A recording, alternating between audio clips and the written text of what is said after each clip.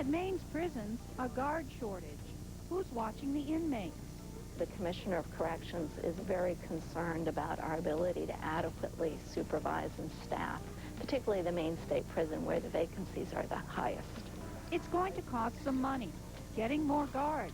Next on Maine Watch.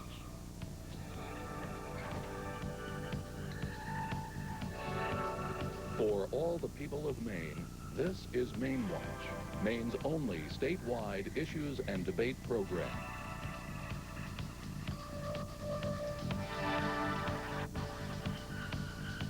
Welcome to Maine Watch. I'm Don Kerrigan.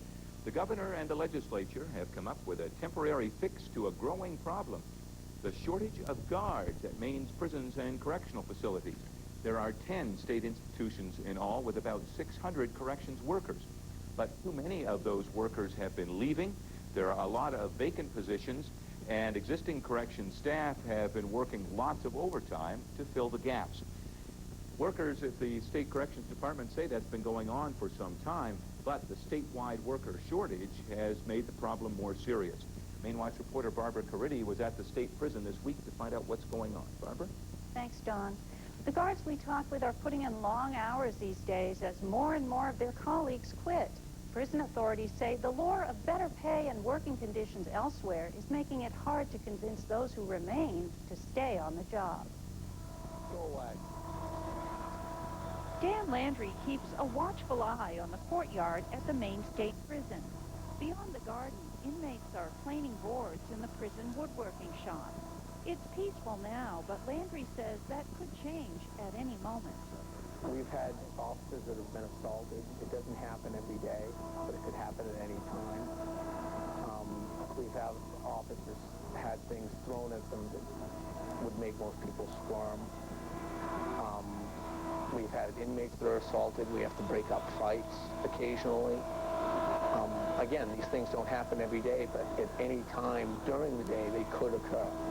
Despite the dangers, Landry has stayed at this job for 8 years. But in the last few months, he said goodbye to many of his colleagues.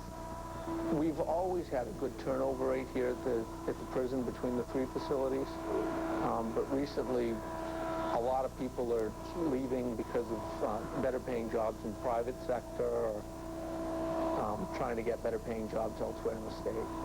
And leaving in droves. Denise Lord of the Department of Corrections says the number of guard vacancies is so high, some facilities are struggling to cover all their shifts. We have to ask staff to work increased numbers of overtime hours, and we have to mandate overtime. So there are staff that are working 80-hour weeks, staff that have planned to have vacation or family time, and we've been mandating they come into work. So staff are very tired. Here at the Maine State Prison is where the problem is most acute. The complex is short about 40 guards, and authorities say finding applicants these days isn't easy.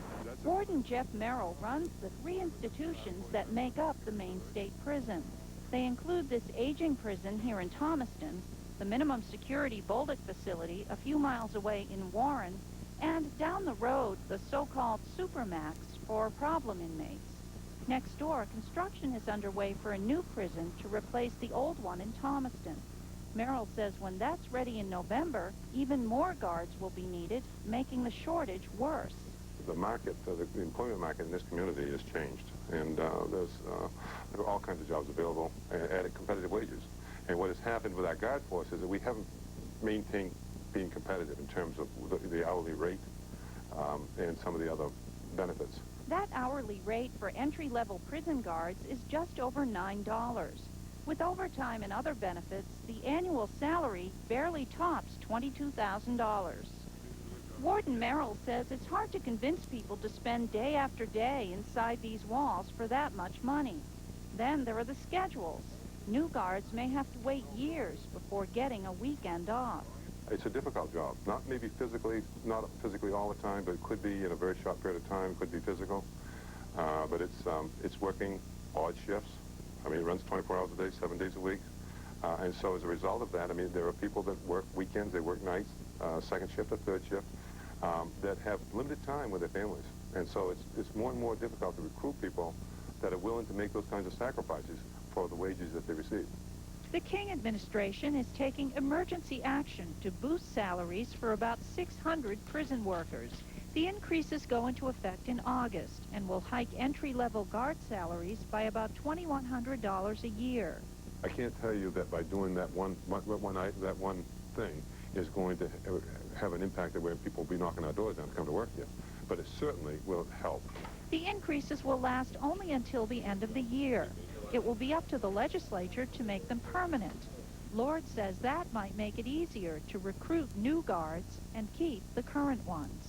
We are seeing in the first 2 years of employment at the Maine State Prison an 88% turnover rate.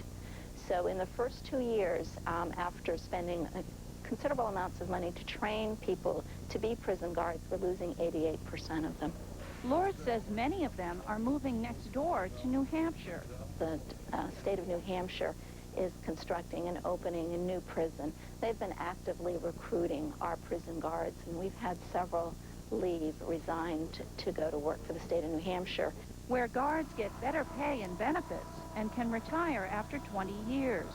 Warden Merrill says that's tough for Maine to compete with, but he says paying higher salaries would be a step in the right direction. It's tough work. When you get up in the morning and you go to work, any time of the day, whatever shift is, not knowing what to expect. And your family, when you leave your family, they don't know what to expect when you come home that night. It's like I say, it's special people to do that, and I really hope that the people understand that the taxpayers, we're asking for support for these people so that they can do their jobs a little more comfortably. The Maine State Prison is going all out to recruit guards. It's holding job fairs in places like Wilton, where unemployment is high. And administrators are working with unions to redesign shift schedules so guards can get some weekends off. The prison has even renovated a building to provide free housing for new recruits. Right now, 5 guards are in training and should be on the job in a few weeks. Don? Barbara, thank you very much. So how serious is this problem? What's likely to happen next? We're joined by some people who ought to know, and we'll find out about that in just a minute. We're joined by Representative Mike McAlevey, a Republican from Waterboro, a member of the Criminal Justice Committee, and by Representative Judith Powers of Rockport, a Democrat from that community and member of the Appropriations Committee, the two committees that have had a lot to do with this issue over the last couple of weeks. Also Brian Libby, a senior corrections officer at the Maine Correctional Center in Windham, and also vice president of the union that represents correctional workers. And Jeff Merrill, warden of the Maine State Prison, who you just saw in speaking in Barbara's report. Thank you all for being with us tonight. Let's start with our legislators first. Mike McAlevey from the Criminal Justice Committee point of view. The solution or compromise or temporary fix, however you want to call it, that was reached today, some money from contingency funds, some savings from some overtime funds within the department, basically to allow for raises between now and January. Is this a good policy? Yes, it is. It's only one part of the fix. It's a finger in the hole in the dam, so to speak. The major issue is recruitment and retention. The major issue on the exit polls, people leaving, is the lack of money. More money in the private sector, more money in New Hampshire. And this should bring this up a little bit to take those people who may be thinking of leaving and maybe buying us some more time. But it is not the solution to the overall problem. The overall problem is a much broader situation, dealing with retirement, dealing with hours of work, conditions of work, as you saw earlier in Warden, as well as training. We'll get to some of those in just a minute. Let's talk about some of the legislative issues with you and Representative Powers here for just a minute. Representative Powers, was this a surprise to legislators? I mean, should this have been brought to you during the session earlier?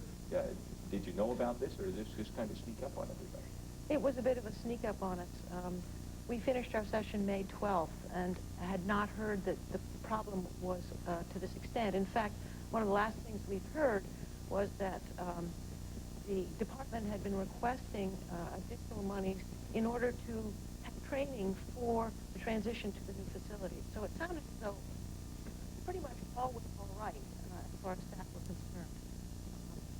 So being called in to this joint hearing with the Criminal Justice Committee last week, and being informed that it was at this critical situation was a bit of a surprise to us. Representative McAleer, was it a surprise to you, too? Yes, it was.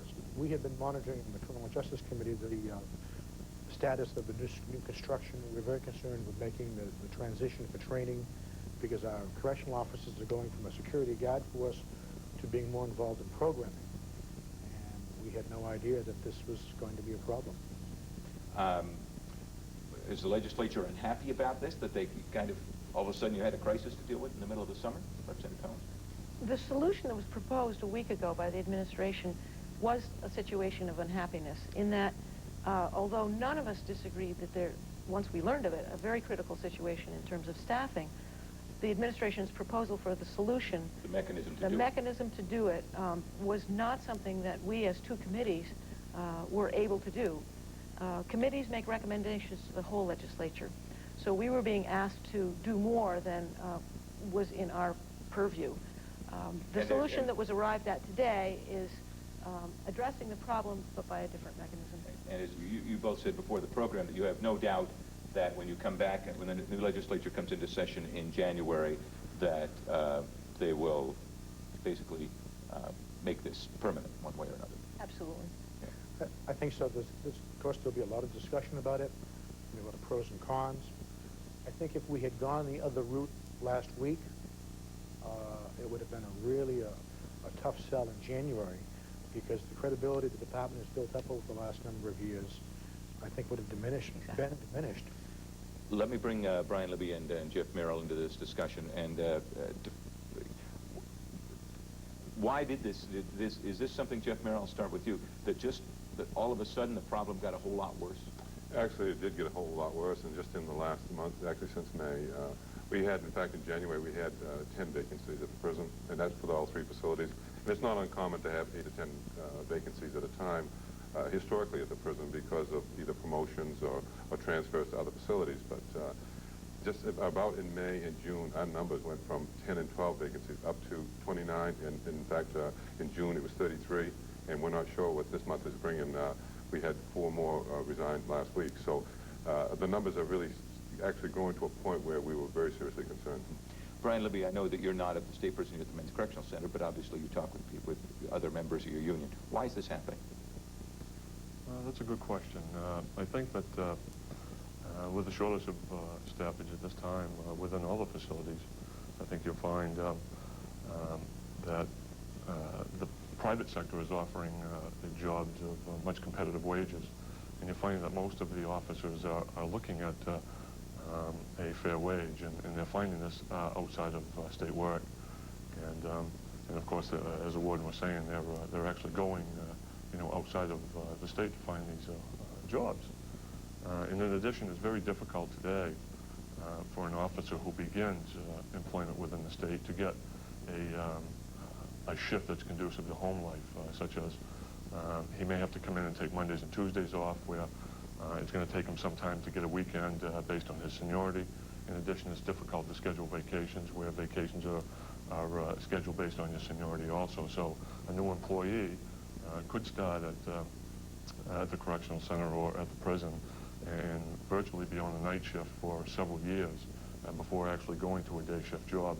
And that's stressful, obviously, with your professional and your personal life. So. And you said earlier that it's not unusual for people to work 10, 15 hours overtime or more. No, that's correct. Today, and I can speak on behalf of the officers that work at the Correctional Center, that it's not uncommon for 5 to 10 officers per shift per day to be working in an overtime capacity, and perhaps half of those are being mandated or inversed. Meaning required to work. Required to work a consecutive shift. And when you start adding up the number of consecutive shifts per week, 16, 17 hours per day, obviously that begins to burn people out.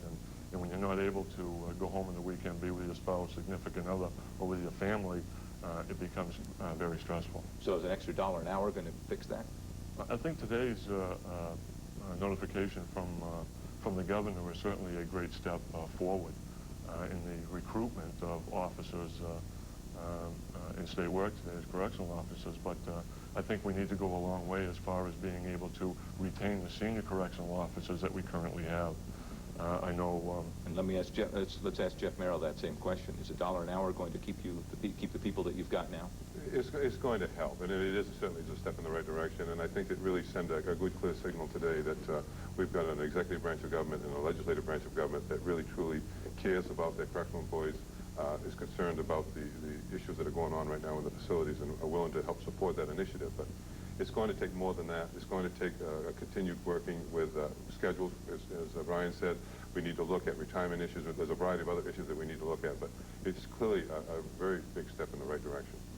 Let's bring our legislators in. Representative Powers, you mentioned something before we started the program that I think you said words to the effect that your impression has been that the Corrections Department has paid a lot of attention to facilities, but maybe not enough to people. Yeah. That does seem to have been the emphasis over the last 3 years, Don, that the new facilities being built both at the Juvenile Correction Center in South Portland and the new facilities in Warren have taken a great deal of attention, excitement, and energy from the administration. But what we've been missing is an emphasis on where we are with the staffing. Now, what we did hear about staffing is that there needed to be special training in order to transition into these new facilities. And in the supplemental budget that we just passed, there was a considerable amount of money that was budgeted for the overtime necessary to make that transition. An officer would have to do a regular shift and then have overtime in order to do the training for the transition into the new facility, because they're going to operate differently, as Representative McAlevey has already said.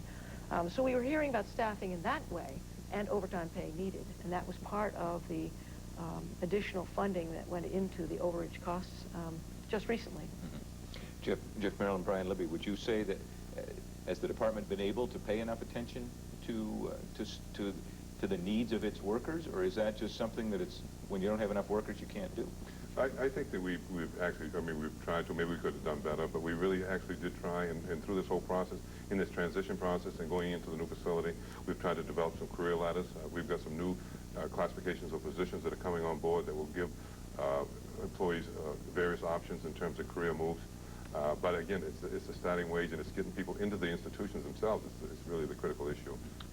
Brian Libby, your thought on that? Well, again, I say that this was a great step forward today by offering a new employee a pay raise. And it also does give the senior correctional officer a wage hike also. But I think, and I would like to point out that ASME conducted a research. That's your union. That's correct. The union conducted a research, and the results back in July of 1999 showed that Maine was at the bottom of the list compared to annual salaries of non-supervisory state correctional officers. And the minimum back in July of 1999, outside of this raise today, was somewhere around $18,500. And I think through the work with the administration that we've lifted that to about $21,000 or so. But you'll find that 11 states in the northeastern region offer minimum wages anywhere from $22,000 to $37,000 to start. In addition to that, the maximum amount of salaries that can be earned over a period of time move up into the $50,000 range. So again, we're working closely with the administration and working with shift schedules to make life better for the correctional officer, that he has the opportunity to spend more time at home with schedules such as 12-hour schedules, a combination 8 hours and 12-hour schedules, so that they're able to do this. In addition, it's also difficult to schedule vacations, and when somebody wants a day off and they can't get it, again, it's difficult. Representative McAlevey? You both bring up very good points. And you've got to also keep in perspective that the initiative in our correction system has not just been on bricks and mortar for the adult system. We just renovated and reclassified the juvenile side of it. We have taken the probation department, which I think was in a shambles 6 years ago when I came into the legislature, at least from my limited point of view, and we've brought it out of a draconian age into a very professional workforce with standards, with policies and procedures. Part of that career ladder, and part of the problem is some of the COs have taken the opportunity to go ahead into probation, whether it's juvenile or adult. I wanted to just address something that Representative Powers talked about. The new model that we developed the legislature endorsed on the direct supervision for the new prison is going to involve correctional officers working in terms of support staff. They're no longer going to be just security, watching to make sure someone doesn't escape. They're going to be involved in programming. They're going to be involved in daily decisions with inmates. They're going to be involved with the medical staff, with the education staff. So programming is lagged behind a bit because of the bricks and mortar. But which comes first, the chicken or the egg? You've got to have the facility to, because it's direct supervision. The officers will be inside the facility, inside the pods, daily contact, rather than sitting behind a barred enclosure or a glassed-in enclosure watching them. And that's a major step in corrections. But one of the sales pieces that the commissioner has made in persuading the legislature about the new facility is that there will be savings in staff. And those savings, we're going to help build the facility. Yes. Well, the facility is ending up costing significantly more than anticipated. That's, again, the driving economy. And now I'm not sure we're going to have savings in staff because we have reclassified the staff. So it's an increasingly expensive proposition no matter what we do.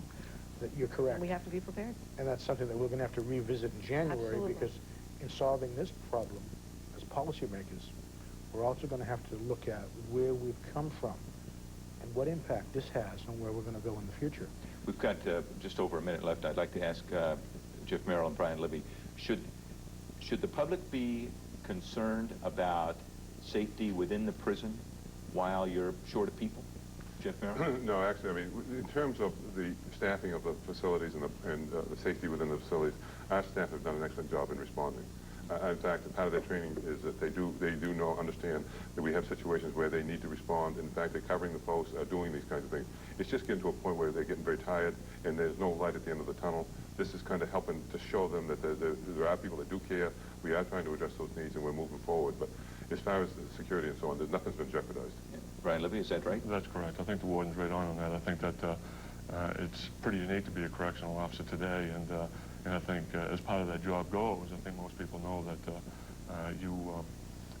you take that as part of your position in this career. So I think that in order for the department to move and transition to create a state-of-the-art Department of Corrections here in the near future, that we also need to, look at the employee, that we need the state-of-the-art employee also to move along with it. And I don't think that that's being upset today by any security issues within the, within the department. Okay. That's all the time we've got. Thank you all very much. To get more information on the issue or to contact our panel or some of the folks interviewed in our video report earlier, you can go to our Main Watch webpage. That's www.mpbc.org, and then click on Main Watch, and you'll find links to contact these various people.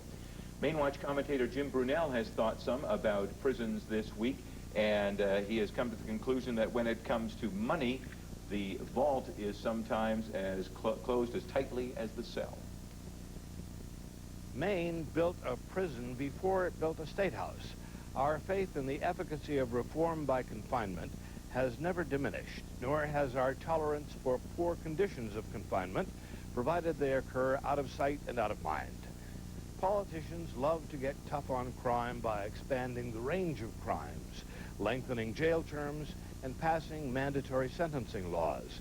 But they hate to put up the money necessary to meet higher prison populations under properly humane and rehabilitative conditions. And we ordinary voters do our part by frequently turning down bond issues aimed at expanding or refurbishing inadequate prison facilities. These attitudes toward crime and punishment run deep in our history. In 1823, a committee to establish a state prison system in Maine recommended that it consist of, quote, dark and comfortless abodes of guilt and wretchedness. Today, we look upon Maine's penal system with a kind of concerned indifference. Not enough guards, overcrowded conditions, so what? It's not a hotel, you know. We don't put them in there to be pampered. This preserves our sense of righteousness between crises until there is suicide or murder behind bars, maybe even a riot. What happened, we ask? The answer? Nothing happened. Not when it mattered, anyway. And now it's your turn. What do you think about this issue? Will Maine have to do more to get enough prison guards for its system? And what does this say about our whole statewide correctional system? You can call our viewer comment line at 800-884-1717. You can write to us at 1450 Lisbon Street, Lewiston, Maine, 04240, or you can email us at mainwatch@mpbc.org. In any case, please be sure to include your name and address and phone number so we can use your comments on the air. We did hear from some of you following last week's program about the one-year anniversary of tearing out the Edwards Dam and what it has meant to Maine and Dam the environment. removal is, quote, damning to the environment because you have to replace that power with power somewhere else. So what do you folks prefer, nuclear power, natural gas-fired, or how about coal-fired? Program for this week. We thank our panelists, our guests, for being with us tonight. Next week on Maine Watch, we come to you from Rockland, where we'll have a program taking a look at the status of the aquaculture industry, whether that